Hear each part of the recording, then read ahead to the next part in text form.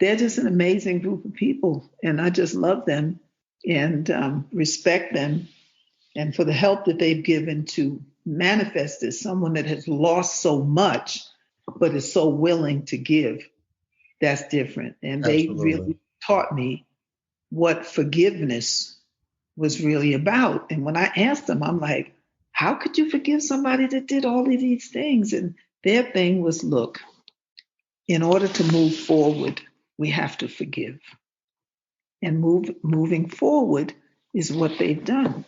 And so I just felt like I was really ready to be mad for somebody, but they were like, no, in order for us to move forward,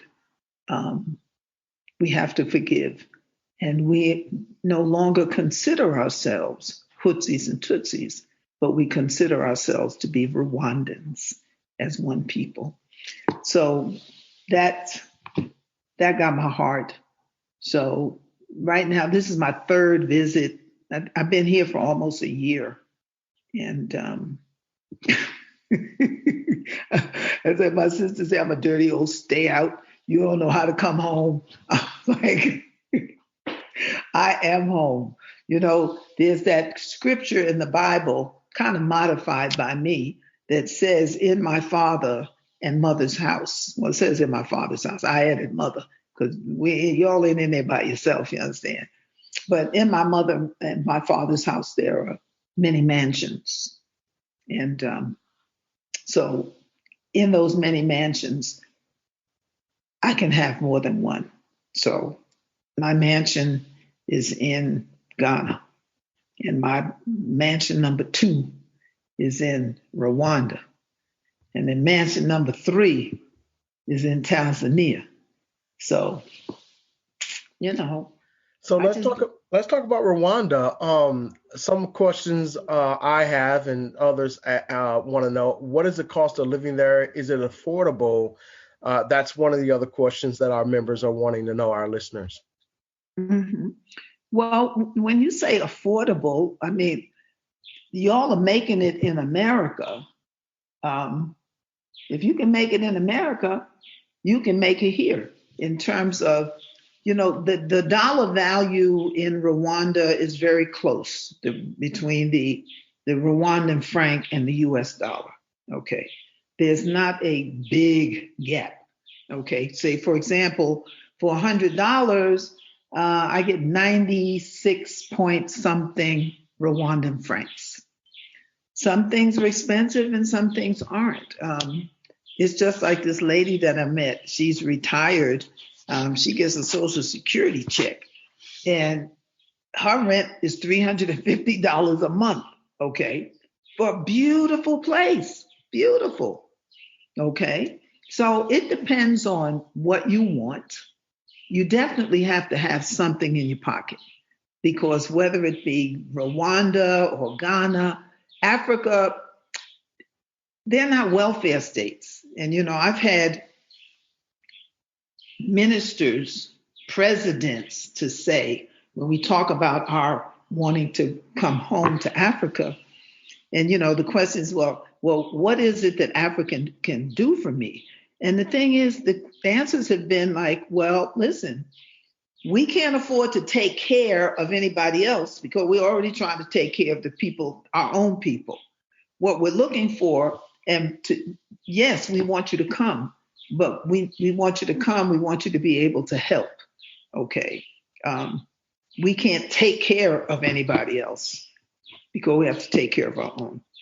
And once again, depending on your own lifestyle and how deep your pockets are, makes a difference in terms of what your living conditions will be.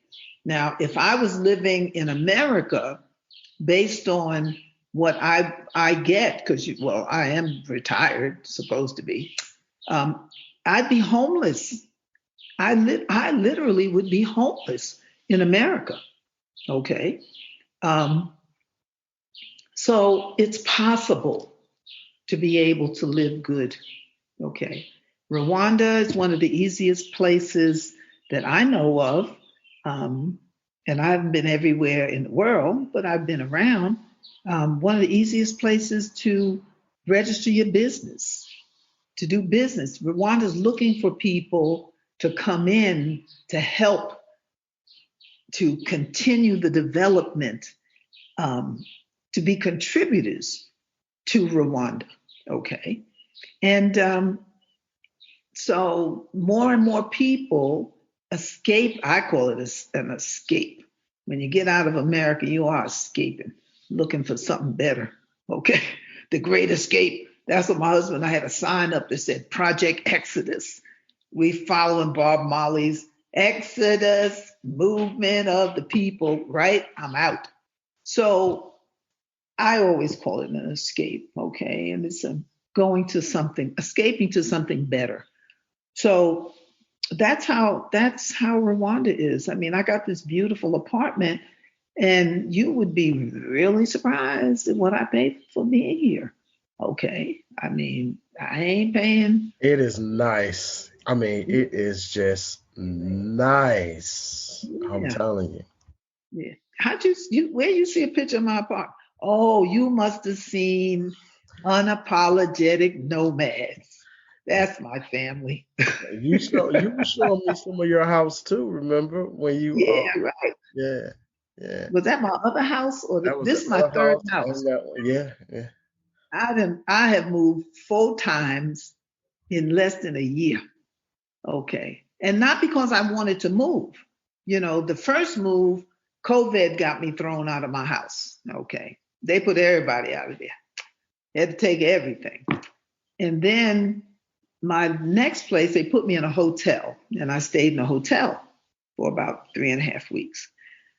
And I was like, y'all have really been very good to me. I appreciate it, but I don't want to live in a hotel. So then I went to the other place. And then I was there until they came and told me that they made a mistake. And they rented me the apartment for 6 months, but the apartment was sold and the manager didn't know. So I had to move again. And so when I moved to this place, this was even the best. You know, I'm just like, okay, soon as I get back from my trip, okay, when I get back from Tanzania, I'll move. Okay, you'll just have to wait till I get back.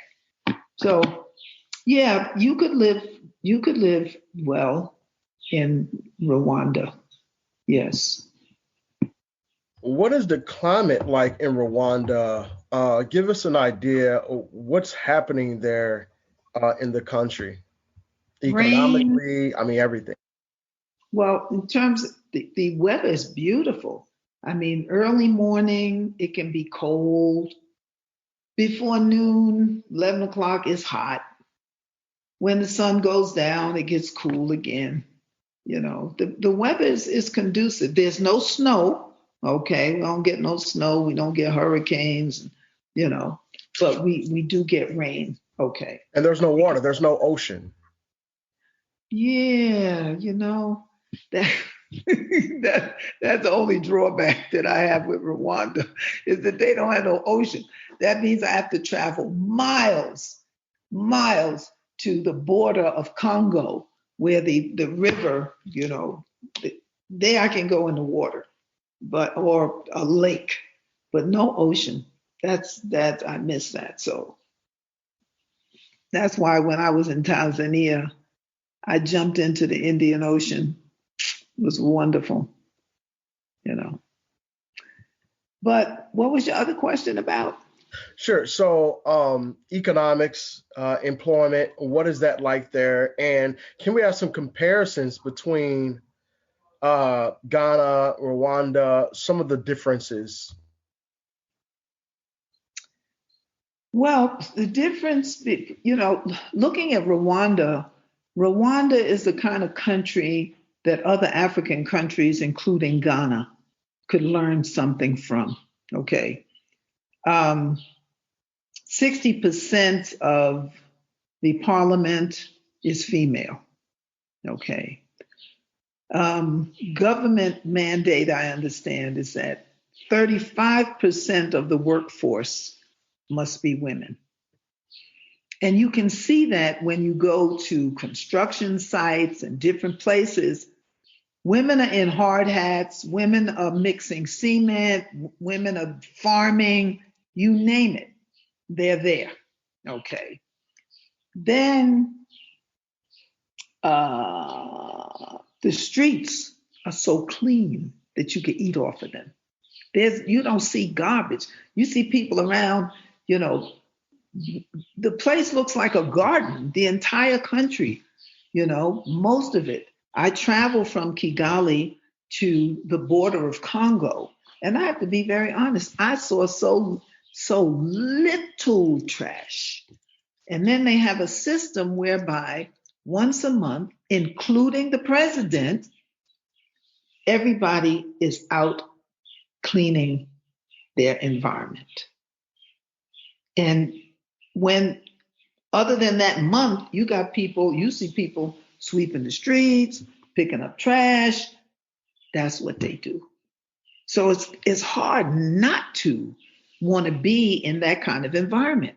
Plus, from my understanding, and they convinced me after I tried to bribe these guys, I couldn't bribe them. So made me believe that there is zero tolerance for corruption. Now, I personally saw the president on nationwide TV fire 3 of his ministers for corruption. And after he fired them 3, he said, I'm not finished. I got 2 more to get tomorrow. I was like, ooh, he is not kidding. Oh, wow. So they're not playing. That's good. Let's talk a little bit about housing there and diasporians there. What is it like for the diasporians there? Is there a large group there like it is in Ghana? No, nowhere near what's in Ghana, because in Ghana they say that there are between 5,000 and 7,000 of us. And I think that number, excuse me, is probably factual in that since the year of return, more and more people have come to Ghana. Okay, you've got about at least 5 or 6 different building projects going on. In fact, I did an interview with Nomad because people had wanted to know where do you go, who do you see, what kind of building is going on. So there, I had researched and found at least 6 building and land projects. And I would say out of the 6, I personally know 4 or 5 of the 6 projects that are going on. That's awesome. Okay. Mama, you have done a lot. You are a pillar in the community for a lot of folk. How can people reach out to you to donate to you, to support you and your initiatives? And I'm gonna plug some of your information too. Well, there are a few ways, either through our bank account. I do have a bank account for our project here. Western Union is another way. I don't know about all them other things that they got going, like cash apps and all the rest of that stuff. Mom, I'm gonna plug some of your information really quick, and then if you have additional information to plug, please, and then help me with the pronunciation. So guys, you can we're gonna start with phone numbers. So 233 207501221. It's a phone number you can contact Mama IMAHKÜS on. No, at this time, not. That is my number when I'm in Ghana. Okay, go ahead. So we have to specify, these are Ghana numbers, like 022 plus 233 27 776 5768. Okay, so that's a good one. That's a good Ghana number. Okay. Rwanda is plus 250 788 659 148. That's my Rwanda telephone number and WhatsApp. Okay. And then my email address